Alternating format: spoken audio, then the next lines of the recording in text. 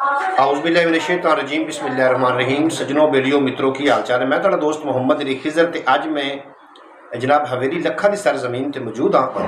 मेरे नाल ने डॉक्टर नवीद अहमद साहब और उन्होंने गलबात करते हैं, उन्होंने वेखने जौक की है। एक अच्छे नात खान भी ने, डॉक्टर भी ने, दिन में जनाब जिस्मानी इलाज करते हैं और रात में कभी महफल से चले जाना तो फिर रूहानी इलाज करते हैं। उन्होंने गलबात का सिलसिला जोड़ने। अस्सलाम वालेकुम जी। डॉक्टर साहब कैसे हैं? ठीक ठाक अल्हम्दुलिल्लाह। अच्छा, इतने दूसरा हवेली लखा की सरजमीन तो कितना अरसा हो गया है?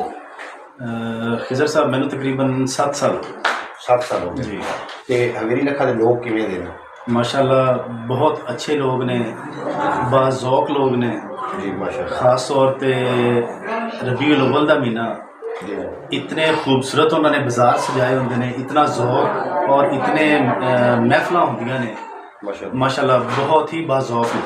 अच्छा, तो जो थोड़ा नात खाने का सिलसिला है तो स्टेजा का बड़ा घट नज़र आते, बल्कि नज़र ना आवन के मुतरादिफ है। कभी कभी तुम स्टेज करते हो, ये शौक बचपन तो है या बाद आया कि मैंने नात भी पढ़नी चाहिए? जी बिल्कुल खिजर साहब, मैं जो बेसिक तालीम में हासिल की है, साडा 84 फाइवल बेसिक पिंड है जी जी। प्राइमरी स्कूल तो बस में अदब तुहानू पता है स्कूलों में होंदा ते उत्थे भी नात का मौका मिलता सी जी।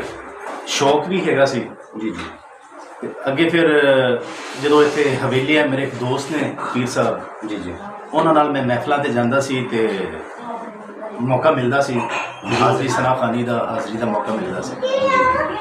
तुहानू स्टेज ते इस वास्ते कम कि जो पीर साहब जाते सन उन्होंने नाल ते चला जाता सी मैं, अदरवाइज मतलब अपनी कुछ मसरूफियत जी जी जी जी मसरूफियत की वजह तो।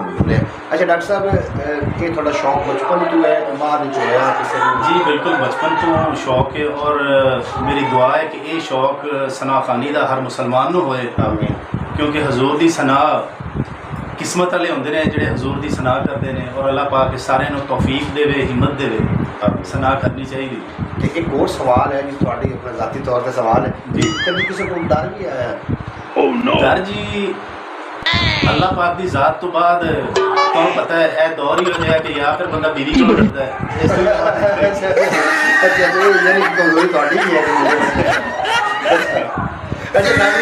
समाज कर बिल्कुल जी ठीक फरमा रहे हैं।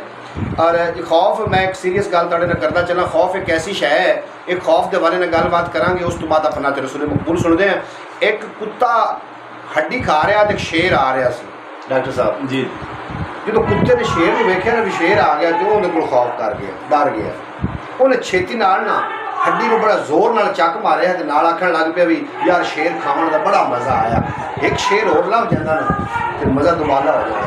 तो शेर ने कान च आया भी शायद कोई शेर का शिकार करने वाला है जी। उन्हें जनाब पैर पटी को बज गया।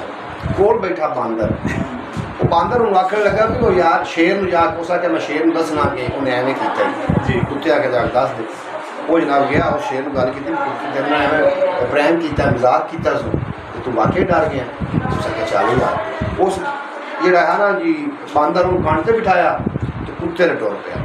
कुत्ते ने फिर वेख्या भी आ गए ने, कुत्ते आके यार बांदर में गलिया को विड़ा के लाया तो ना बांदर आया तो ना वो आया। वो शेर फिर डर गया तो फिर फसा के ले जाता जनाब। एक खौफ बुरी शै है जनाब, खौफ नहीं करना चाहिए।